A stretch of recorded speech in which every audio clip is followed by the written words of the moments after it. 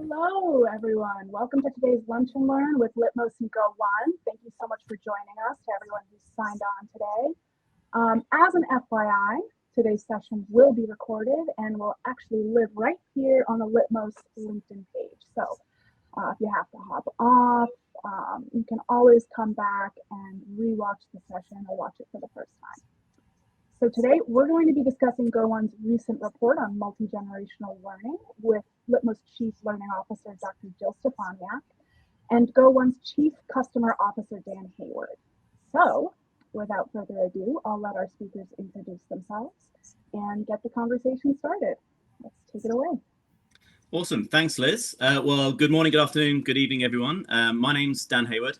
And as Liz said, I'm the Chief Customer Officer at Go1. A little bit about my background. I've been in and around the L&D space for almost 30 years now. The first 18 or so working in-house in L&D, talent management, talent acquisition organizations for large and small organizations in the UK, across Europe, and now I'm based out here on the West Coast. Most recently, about 10 years ago, moved into the HR SaaS space, where I spent the majority of that time consulting with large organizations to help ensure they get the most value out of the solutions that they're purchasing. So that's a little bit about me. I'll hand over to Jill. Hi, everyone. My name is Jill Stefaniak, and I'm the Chief Learning Officer at Litmos. In my role, I work with leaders within our organization to ensure that our learning solutions that we're providing our customers are grounded by sound instructional science so that we can best support their learning and performance needs. A little bit about my background. I've spent about 20 years in the L&D industry, working in a few different context. Spent several years working in medical education, primarily in performance improvement and medical simulation. I've worked in manufacturing, business and industry, and higher ed. And one of the things that I'm really looking forward to, especially with today's report, looking at multi-generational workforces, is how can we meet the needs of all of our learners when we're working in organizations that are comprised with a variety of different learners with different learning needs and preferences. So really excited to meet with Dan this afternoon. Dan, just to kind of get us started, can you provide us with an overview of how this report came to be?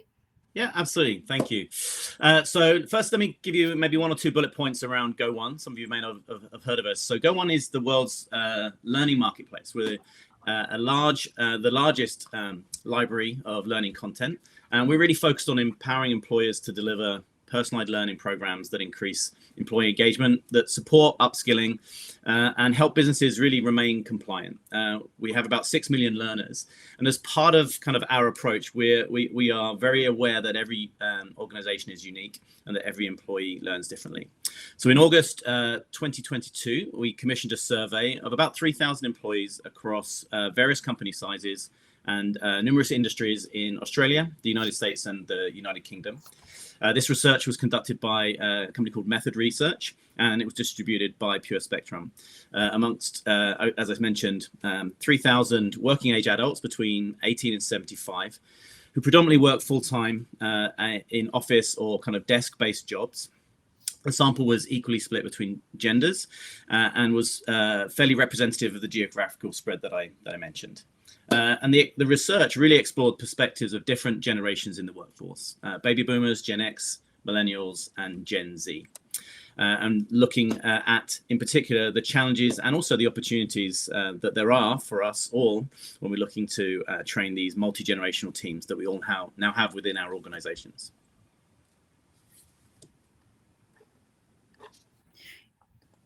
For one of the things that I particularly like about this report is that it provides an overview on your survey results according to all four of these categories and these four different generational categories with with your survey respondents, what their preferences were for technology, but also what their experiences were that they were accustomed to. And so when I read the report, one of my biggest takeaways from this is that it's a good reminder that we have four different generations within our organizations right now that have experienced L&D in a variety of different ways. And so if we think about our baby boomer generation, they've spent the longest time in our organizations to date, and they've seen a lot of changes go on in terms of what does training look like in the workplace. If we think back to about 20 years ago, and we had a lot of organizations had their training universities, so you would go off for the day and go training and participate in a lot of face-to-face trainings.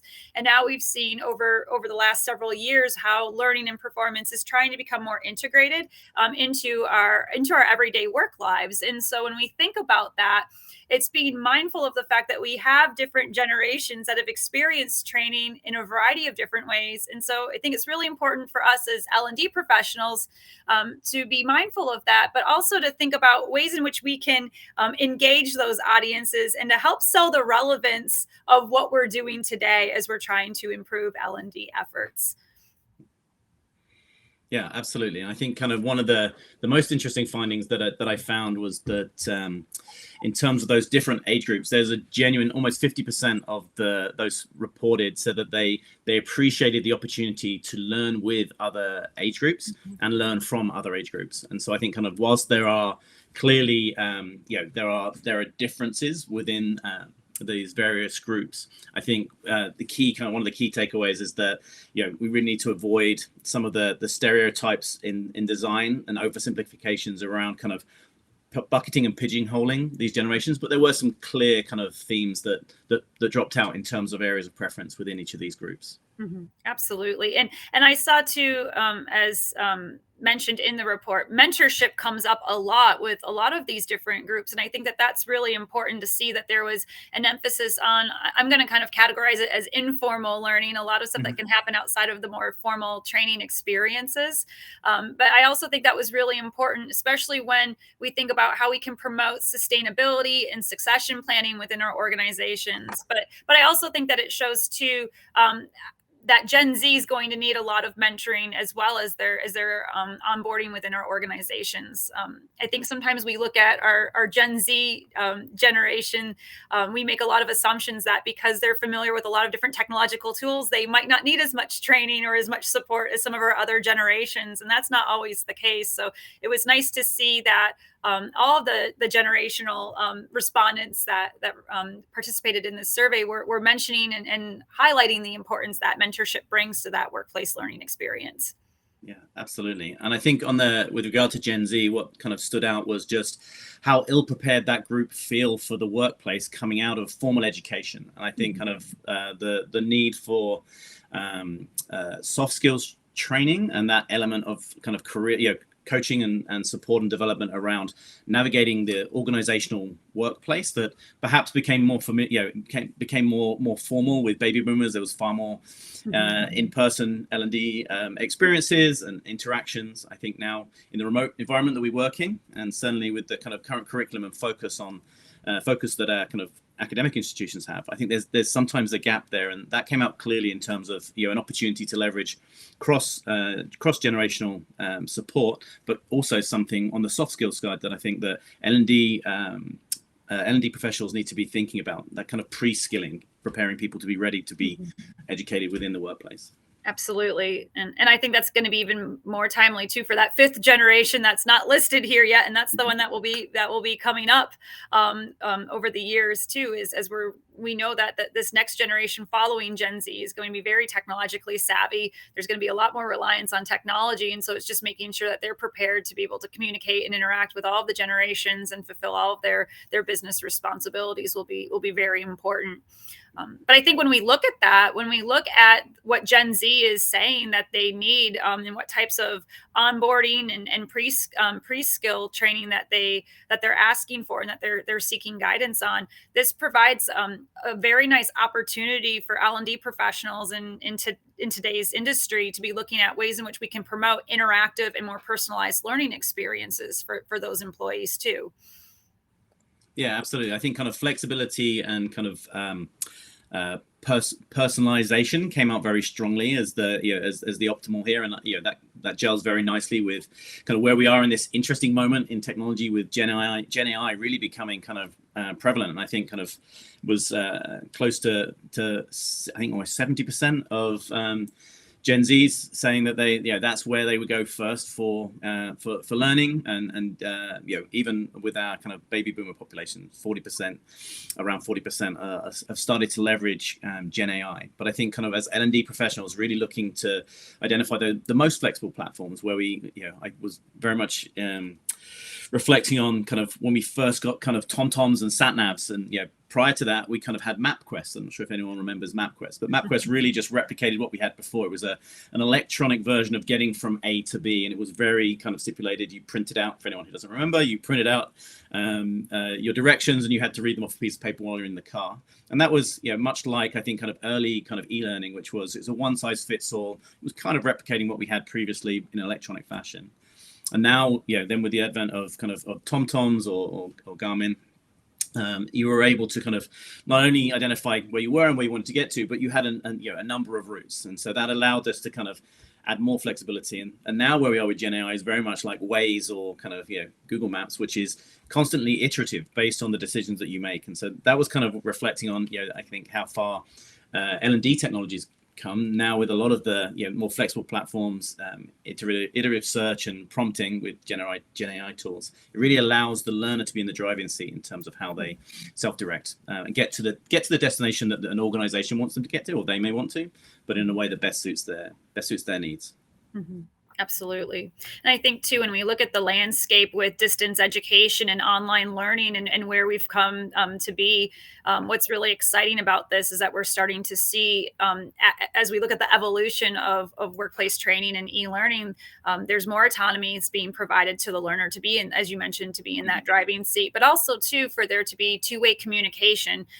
Sometimes when individuals participate in online training, they might feel as if they're alone on an island, and we're seeing with all these technological advances that that's not the case, and that they're able to have more global participation, more interactivity with individuals that they might not have necessarily had that opportunity to network with and to learn with and collaborate with previously.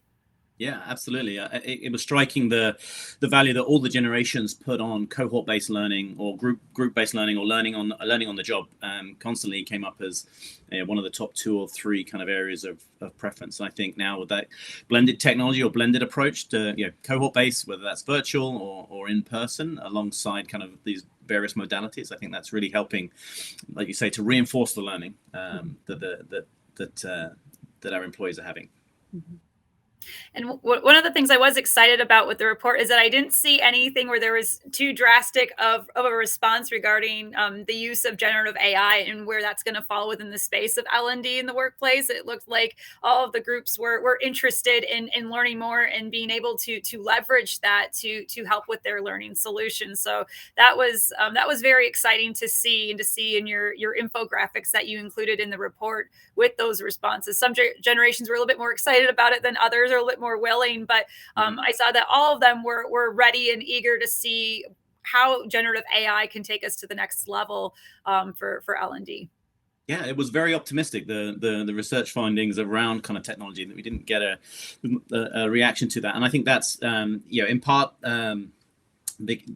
because of the personalization, I think, and the ability to be very learner centric with Gen AI, and there's certainly a lot of flexible platforms out there now that are allowing kind of learners to consume consume content in the way that they want to, but really to tailor that and to allow them to kind of fast track through elements if they're kind of able to demonstrate the skills or the abilities to just those areas of technology. I think it also really helps in the flow of work, and we saw, I think, micro learning and videos in all generations. I think a large number of respondents said that micro learning and on-the-job learning was probably the top 2 things that their organization provided for them now. And so those sub 3-minute videos, the kind of that really, I guess, is kind of millennial Gen Z kind of TikTok based learning and kind of attention spans across all of our groups was a preferred way of learning, and they're super important, and also very easy to facilitate within the flow of learning, whether you're able to integrate that with Teams or Slack. Being able to kind of access that learning at the point of need, I think, is a key theme for a lot of our learners and customers. Absolutely. And I think too, as we're starting to see a growing interest in ways in which we can integrate micro learning Litmos, we just published a blog on it this week about just benefits to integrating microlearning into workplace training. I think too, it also speaks to if we look at the multi-generational workforce, when we look at our millennials and our Gen Z employees, where they are more familiar perhaps with TikTok than some of our other generational audiences, but looking at also factoring into how and where are people consuming information, how and where are they consuming information for their jobs. And so when we start seeing that there's there's a shift to prioritizing on the job training, those micro learning experiences are really helpful to learners, so that they don't have to worry about shutting everything down and having to go somewhere for training. They're able to do it simultaneously while they're trying to complete specific tasks. But that being said, I think too, it then makes us think as L&D professionals, what support mechanisms do we need to have in place to support our other employees that may fall within some of these other generational groups, so that they feel comfortable with that, and we can kind of acclimate them to those micro learning experiences and on the job trainings as well. Yes, yeah, no, I think that's crucial, and I definitely saw within the report that a lot of organizations now will have maybe long form videos that they're cropping and clipping into those micro videos, but then also multimodal. Apologies, it's not easy to say at 9 a.m. in the morning. So yeah, long form, short term videos, transcripts, but then also building that into other cohort based discussion groups, etc., which really does kind of allow kind of the various generations to interact with the same content in a way that's very personal to them. Mm-hmm. And I think too, a takeaway just for individuals that are working in this L&D space, that are responsible for curating these different resources, one of the things that I think is really important that comes out of this report is knowing that there are some different, we'll say, preferences, and there's different types of instructional delivery mechanisms that different generations may be more familiar with, or maybe more inclined to favor. Just factoring in being able to have that variety, and to think about ways, if you have those experienced employees, they may not need that full course. They may be able to benefit just from that micro learning refresher course and move on to the next thing. And that kind of led into this theme of personalized learning. And we're seeing that there's more prevalence is being placed on this, and thinking about how can we empower our employees to take a more active role and not just participating in their training, but really kind of designing what that path looks like and what's going to be on that training journey for them. And so it was exciting to see that, and that kind of came across too, across all the generations in this report. But it was nice to see more of those long-term training experiences where, as you mentioned earlier today, mentorships coming in, and those one-on-ones, and being able to learn, with and from others within our organizations. Yeah, absolutely. And I think that kind of really stood out to me, and I kind of definitely had a flashback to the kind of the 1990s. And I think, in general, a lot of things are cyclical, but there's just a lot of best practice that we know as L&D professionals that is reinforced here, just because the medium is different. And so kind of really engaging the learners through surveys, focus groups, through iterative learning sessions, taking that feedback and building on that was key, I think. And I think that kind of learner-centric design en masse as a strategy for L&D professionals makes a ton of sense. And then I think Gen AI also helps us to be able to do that on an individual kind of personal level. So it really allows the individual to tailor, to review, to optimize their learning as they go through. But there were several things that stood out that kind of, as I reflected, I think are just general good practice for L&D professionals. The first was really kind of learner centricity and engagement, as you mentioned. And the other really was on the need for us to really think more around kind of soft skills. I think we've definitely, with the acceleration of technology and just the skills in general, we very much focus on kind of getting to that next, what is the skills gap, and it tends to be very technologically focused. And I think what came out very clearly here is, particularly with kind of Gen Z, and I will assume with Gen A or with Gen A, what we'll see there is that the need for large corporations to really think about how we're equipping these individuals with those basic soft skills that they may not have received through kind of formal education or more remote learning. Mm-hmm. And I see we have a question in the chat about microlearning, just asking, just saying, with microlearning, we lose the opportunity to ask questions in a facilitator-led session. What feedback do we have from learners? I think when we're looking at microlearnings, it's really important anytime we're designing instruction that we're very intentional with what that platform is going to look like. So if I were to design training for an audience and I know that they're learning a skill for the first time and it's going to be, an integral part of their role within the organization, perhaps microlearning might not be the best route to go. Now, if I have someone that's had experience before, it could be a new hire, but they're coming in with a lot of experience, or it could be an individual who's already participated in training. Microlearnings can be really good as those refreshers. So again, I think it all comes down to what is it that you're training your employees on?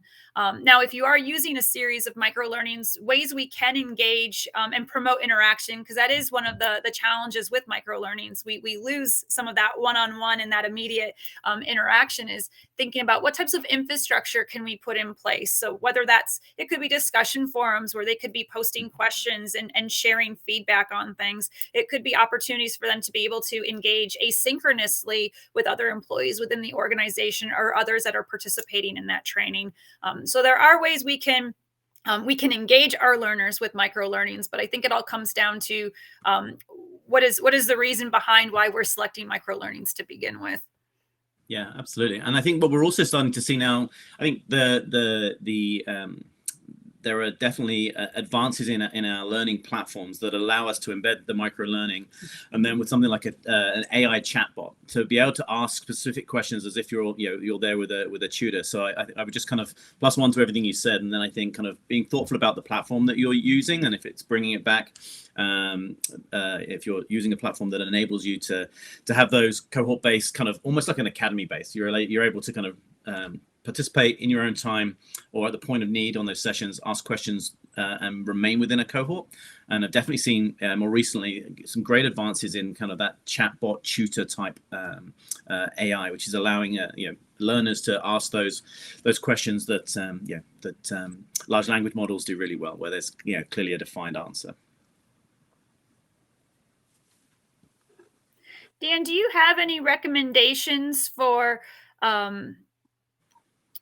different ways to engage our multi-generational audience? So if I'm an L&D professional and I know I've got employees that are falling within all four of these categories, do you have recommendations for what are the best ways I can engage that multi-generational group at once?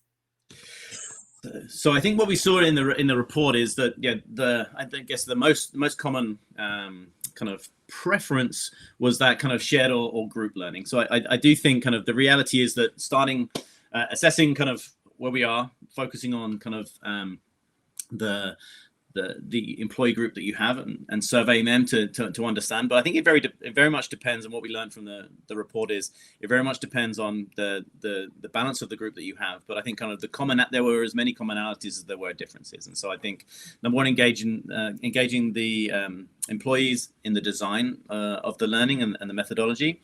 And it's clear that some element of cohort-based group discussion, virtual or live, was beneficial to those groups. But then I think kind of really allowing the individual, so building a plan that allows for as per my map analogy, individual users to choose their own adventure. And so whether you have a flexible platform that allows you to do that, or having different elements, whether it may be a transcript or maybe a video or maybe an optional kind of lunch and learn such as this. I think those kind of thinking about those different modalities for those groups, and then learning and iterating from your employee group. And one of the comments that was included in the report was that there may be a temptation to tilt learning design to the majority or to the youngest generation that happens to be within your workplace, but that the goal should really be focused on personalization over prioritization. And I really liked that was a theme that came out of this as well, is looking at ways that, let's leverage this information that's coming out about all these different generations, and let's take all that information in as L&D professionals, but then think about ways we can meet those employees, we can engage with them one-on-one to be able to ensure that more personalized learning experience. Yeah, I think so. And I think that also addresses kind of the number one kind of negative or kind of piece of constructive feedback that we got as L&D professionals, and that was really around kind of the tick box exercise. And I know that I talk to a lot of clients, and really, we try to focus on kind of 3 areas of L&D design. So it's kind of like the required, the desired, and the inspired. And I don't see them as different. And so the required, really focusing on the compliance training that we all have to do, and that can be very much seen as a tick box exercise. And if that's all we do, I can understand why our employees would do that. And then there's desired, so creating the opportunities and the roadmap to bridge the skills gap that we're seeing within our organization, but then really allowing and inspiring those learners as they go through that, through creative design, interactivity, personalization, to help them get to that inspired level. Because we all have far more content, far more learning opportunities within our organizations than we actually distribute in formal courses. And so what we like to do at Go1 is very much talk about those 3 areas and hopefully get people inspired in learning through those first 2, to leverage kind of the breadth of platform and content that we have we all have within all of our libraries, whether or not you leverage Go1 or not. And that also speaks to the idea of providing multiple routes to a learning plan, right? Because we're looking at, I like how you broke down how we could look at learning in terms of, what's the compliance training we're all responsible for participating in, and then what's the, the inspired or the desired, when we think about it that way, and think about how can we customize those learning plans to ensure that we're hitting upon all of those. I think that that's also really important. Yeah, absolutely. And I think kind of the advent over the last kind of 10 years of peer-to-peer learning, sharing, gamification, and really kind of allowing our employees to create content, learning content, and generate content within our platforms or within our organizations. We've started to see far more of a proliferation. And we know that content that is shared peer-to-peer within LXPs and LMSs is far more likely to be adopted than it is if it's top down. And so I think that's another key area to think about, is like, where are those learning champions or those people within organizations who maybe don't hold a position of kind of authority or managerial role, but really they're the people that people go to within our organization. So leveraging those as kind of ambassadors for our learning programs. Absolutely. And that kind of too speaks to the human centric nature of training, and also the more of the informal learning that can occur as well. We want to hear from people that have gone through those experiences, or have completed some of those tasks, or have, gone through some of those challenges, so they can help us as we're, navigating and troubleshooting within our everyday jobs. Yeah, absolutely. And I think another, it's a fairly standard tactic, but we see it work very well within our client groups, is clearly, if you think about kind of leadership levels within organizations, they do skew older. That we've been around, I've been around longer than some of the people in my team. And I think it's really important that we highlight the role of kind of our leaders and our executives in our learning, and really get them to engage with those newer modalities, or in a way that helps them understand the value of the tools and the methods that we're demonstrating as an L&D team, and allow them to be role models, and allow them to really kind of get out in front of it, in ways that the organizations can see the real benefits of that. Yeah. I also think too, that's a good way to do 2 things. Number one, it breaks down some of those silos and barriers we have within our different levels of leadership within our organization. So we have now everyone taking a more active role in training and sharing knowledge and having that knowledge exchange. But then we also are seeing how it's being more integrated and prioritized within the organization, and by engaging our executives and having them work with, perhaps newer employees, or preparing our next generation of organizational leaders. I think that that's really important too. Yeah, I think reverse mentoring came up a little bit definitely mentoring was a theme, and I think the value of reverse mentoring that we see in a lot of our companies that we support is super valuable. It's incredibly high, particularly at the executive level. I think kind of allowing the access of information to flow both ways has been very beneficial to our organizations. So one of the questions I have, when you're talking about informal learning and what that might look like, as we're looking at how we can, create and promote these informal learning experiences or opportunities, whether it be through peer-to-peer learning, webinars, lunch and learns, mentoring programs within our organizations, what do you think is most helpful in being able to do that when we think about that more globalized and remote settings that we're facing in L&D? So that's a good question. I definitely think that there's an opportunity as L&D professionals to step back and really focus on the I would start really at the strategic level and think, okay, as an organization, what is it that company what is it my organization is looking to achieve? What are the key objectives? And then I would draw down my goals as an L&D professional from that, and then those strategy elements are really identifying the ways in which that we could make that happen. And so whether that's through, like we mentioned before, building structure, freedom within a framework, I guess. So building structures that allow for individuals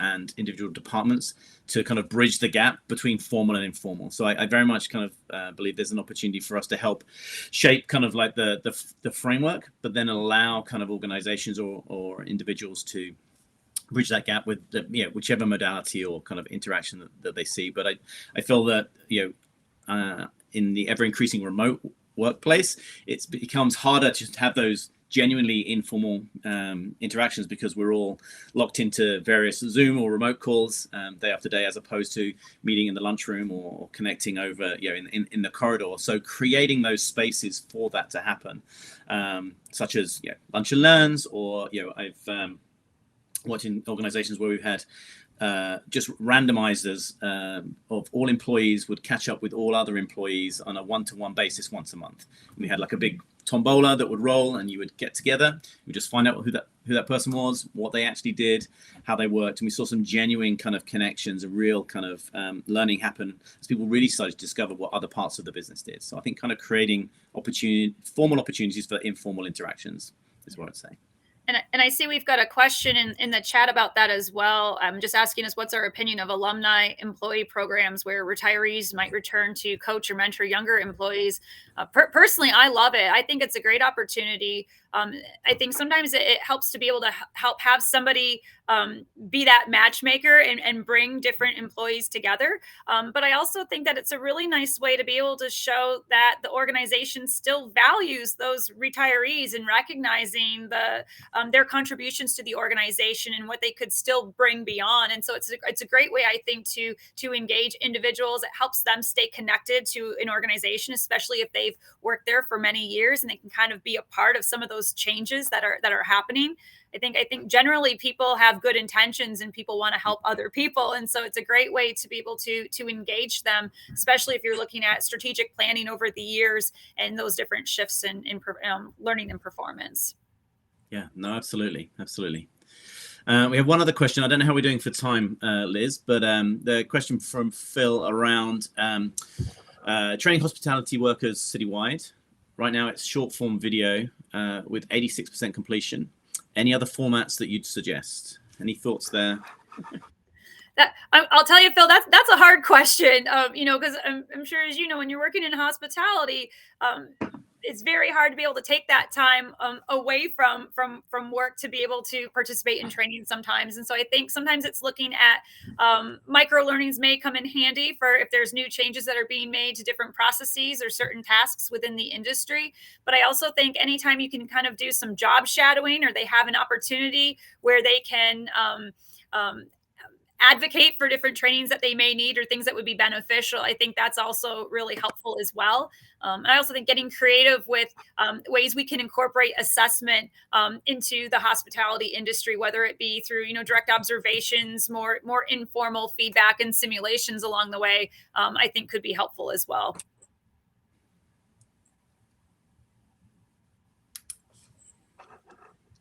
Okay, so I think we're at time. The report is available, I believe, in the chat on the LinkedIn post on Litmos's page. But Liz, Jill, did you want to just share high level the key takeaways?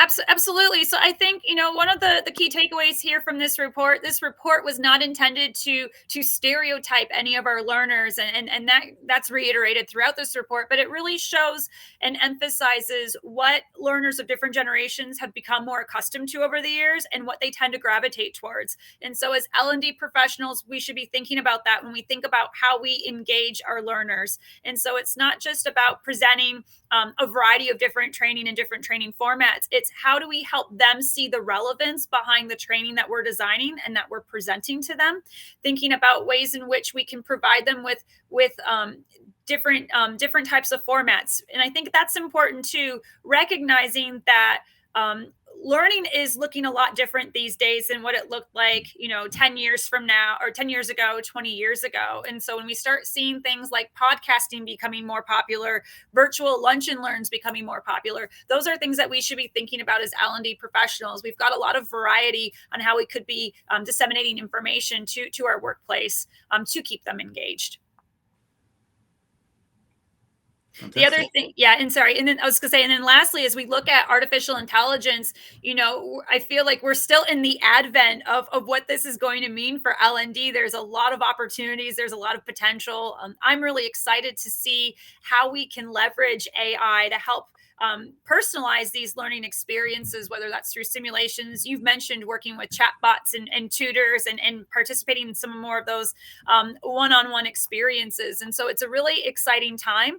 And as L&D professionals, we just need to be mindful of that. We do have organizations that have multi-generations. And so just making sure that we're providing them with the necessary support that they need to be active learners.